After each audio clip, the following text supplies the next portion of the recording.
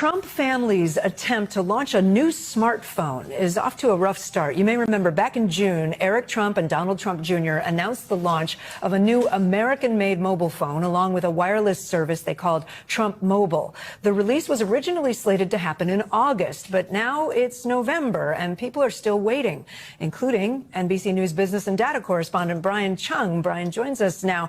Brian, we should be clear, you as a reporter, you decided to kind of put in and try to see if you could purchase one of these phones. Talk about what happened and what are you seeing now, like on their website, et cetera. Yeah, Kate, we wanted to track the development of this Trump phone. Again, they unveiled it in June, his son's, as part of Trump Mobile. It was this kind of big grand offering. This phone was supposed to be gold. It was going to have an American flag on the back. And so we put that pre-order and they were promising that these phones would be released in August. Here we are in November. I've been trying to get out to the call center every few weeks and say, hey, what's the update? And I've been perpetually told it's going to be released at the end of this month. It's going to come out next month. When I would ask about reasons for the delay, they didn't have much to answer for except for that they were working on this phone. At one point, they even blamed it on the government shutdown, interestingly. But again, this is interesting because they've been taking $100 deposits, including from me, for this phone. Nowhere to be seen in terms of where the rest of this phone is, and it doesn't seem like anyone has gotten their phones. I even got a fraud alert from my credit card company when I tried to put in that $100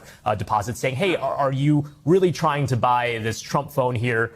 This is nonetheless something that I imagine a lot of other people that have been trying to buy this in earnest are experiencing as well, Kate. And I'm assuming that $100 was expensed to NBC. That's right. For the phone. That's right.